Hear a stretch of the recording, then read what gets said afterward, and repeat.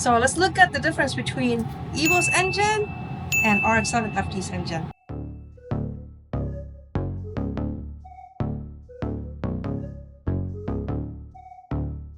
So this is Evo's engine.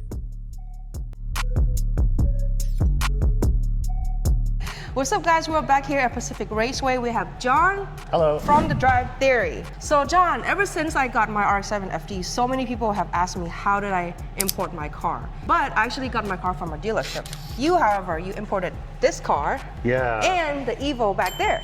Yes, right? The Evo I imported myself, yeah. And this car, I found the car myself, but I went through an importer here in the States to actually handle all the paperwork and everything. Right. Like a third-party agent. Yeah, basically. They handle, dealing with the exporter and dealing with the broker in America and take care of the customs fees and all that stuff. This isn't sponsored, but I went with the import guys. They actually took care of delivering the car to my door and everything. Wow. So it was a super easy process, and it wasn't that much more expensive than if I was to do it myself. Yeah. So pretty much you paid an agent to import this car fully. Correct, if you can go over so the process. I found the car on a website called, the name's funny, but goonet.com. Goonet. Yeah. Okay. And it's basically an aggregate of JDM dealerships. So basically dealerships in Japan that specialize in selling used cars, just like you would have a used car dealership here. And you can kind of browse all the listings, and then I found one I liked, and I gave it to the import guys, and they basically ran with it. They took care of contacting the dealership, buying the car. I had to put a down payment on it, obviously, because they wanted to make sure that I was serious and all that. How much do they normally ask for a down payment? Is it like a fixed amount or like percentage of the price? It was a percentage. I don't remember what the percentage was, but it wasn't that much. Okay. It was like not like 20%. No, not even that much. It was basically hands off for me at that point. I basically gave them the car's listing, and they took of everything. Yeah. They were in contact via email the whole time, like, oh, it's going to the port on this day, leaving by boat this day, etc. Yeah. And then when it arrived, they called me and said, hey, it's in. You want to schedule a pickup? And that's so easy. Yeah. So basically, I just had to pay for towing essentially down from them to eat. Whereas with the Evo here, I did this all myself. I had a friend who has done it in LA kind of guide me and help me. Yeah. But neither of us had ever done it in Tacoma, and Tacoma port operates pretty differently than LA port. So there were a bunch of gotchas and stuff that we had to deal with. So it's not that easy to import yourself. Not at all. You gotta do a lot of research. Especially right now. I've heard a lot of horror stories right now of cars getting stuck at the port for various things. Or stolen at the port. For me, just because I had done it once myself, it was a pain in the butt. So I paid a little bit more to have them take care of everything. And for me, that little extra was just worth it. It's worth it for you. So one other thing I wanted to point out was, this car came from a dealership. This one came from an auction. My advice to people who are looking to import cars, if you can, it is a little more expensive to go through a dealership. But if you can, try that. The cars, in my experience, are a bit better at the dealerships than they are at the auctions. Yeah. The auctions at one time were probably great places to get cars, but it's really hard to find clean cars at the auction right now. All of the really clean ones have already sold. But I'd say, especially if you go through an auction, expect to pay, I don't know, $10,000 to $15,000 on top of the price of the car, because these things are gonna have rust on them. You're gonna have to get cleaned up. A lot of the electronics are they're gonna be old electronics and probably need replaced.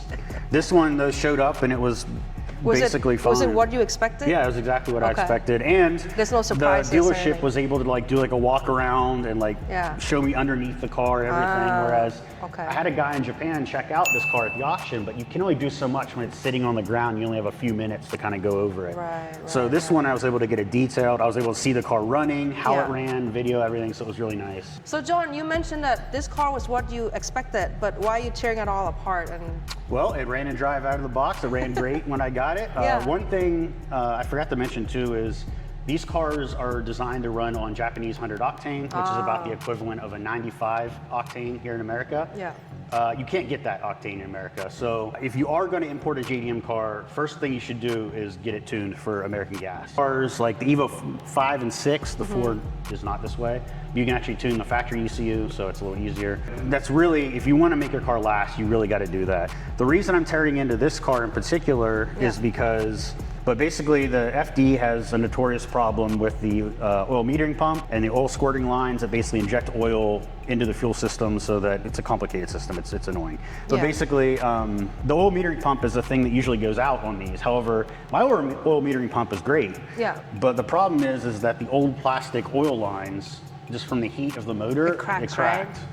So, and it's easiest to get to those with the motor out of the car. You can do it with it in the car. It's just more of a pain, especially because this had a V-mount and stuff. So space was a little more annoying. I had the motor out anyway to fix that.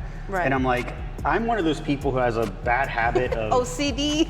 if I'm in there already doing something, I just keep Right, might as escalating it well. and escalating it. Right. So like it started with like cleaning up the motor, and then I'm like, well, the motor's out. I might as well paint the engine bay because Yeah. like there were some like chips and stuff on the strut towers and whatnot. Overall, it was actually in pretty good shape. There wasn't Right. really any rust or anything. All my cars except one are basically white at this point, which is kind of funny. But pretty much you wanted the yellow one because you're a huge fan of Initial D. Yes. Right? Yeah, I'm a master. In fact, my Instagram handle is Initial JB. There you go. So John, I know a lot of people are so curious, like if they want to import a car and paying Right. somebody to do it, how much they should be expecting to pay? Well, it What's the range? depends on the car. Yeah. And then if you go with someone like the import guys or some other importer, Yeah. you're going to be paying a percentage of whatever you paid for the car.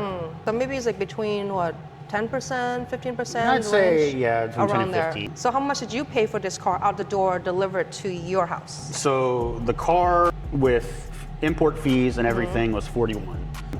But then I had to pay for registration, which by the way, it's another thing. If you import a car from Japan, Yeah. you don't have anyone to fake registration, like how much you paid for the car. You have an actual bill of sale Right. from them. So like I don't remember the exact price of the car, but it was like 30, high 30s.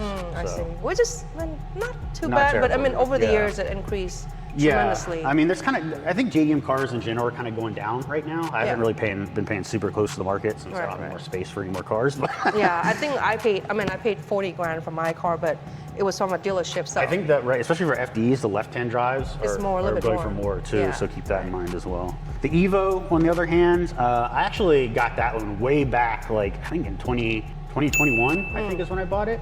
And I got it from auction at like for $12,000. wow, That was that's before a the good prices deal. started to really skyrocket on Yeah. these cars, but then I still paid. While I was sitting in Japan waiting for the boat to come over, I had like some body work done on it and everything. So I think by the time it got here, I paid like 18 total Okay. for it. So and then That's- plus whatever I paid for it. So as I mentioned, the thing that actually initially went wrong with this was this oil squirter line here. Basically, this goes down to the oil metering pump here and snakes around the water pump and then injects into.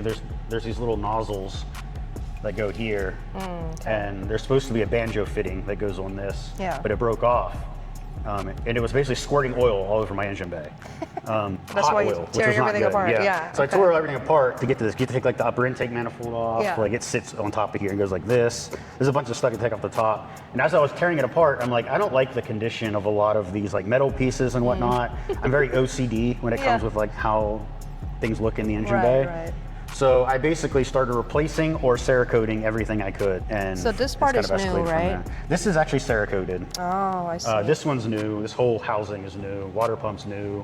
Pulleys are all new. These things have been Cerakoted. Wow. There's a lot of people who have a dream car. Well, they have FD as a dream car. Would you recommend an FD as like a starter car? No. No. Okay. I don't think anyone should buy this as their first car. Yeah. They are great cars and they are reliable if you treat them right. Yeah. But they are very high maintenance. They require a lot of upkeep. They require a lot of love. Right.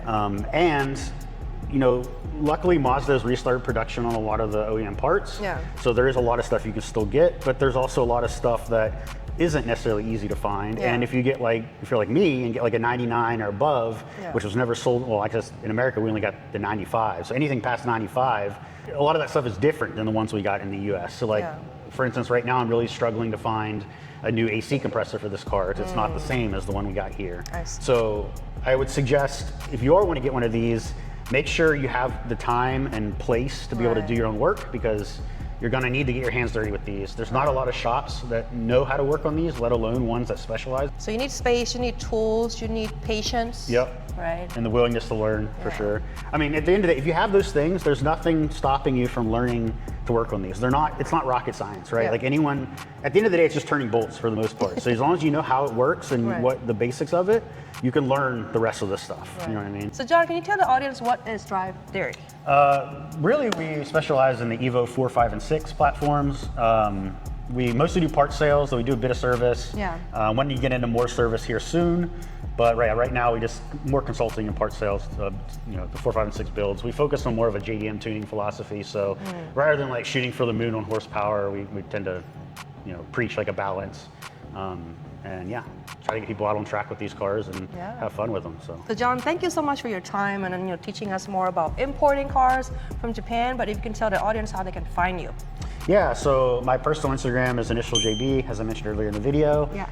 My Drive Theory's Instagram is Drive Theory LLC. If you're looking for Evo 4, 5, and 6 parts, you can either hit us up on there or hit us up on our website at drivetheory.shop. Unit 122 here in the backside of the blue building at Pacific Raceway, so you can't miss it when you come in. So. Yeah. Well, thank you guys for watching. We'll see you next time. Ciao. Bye.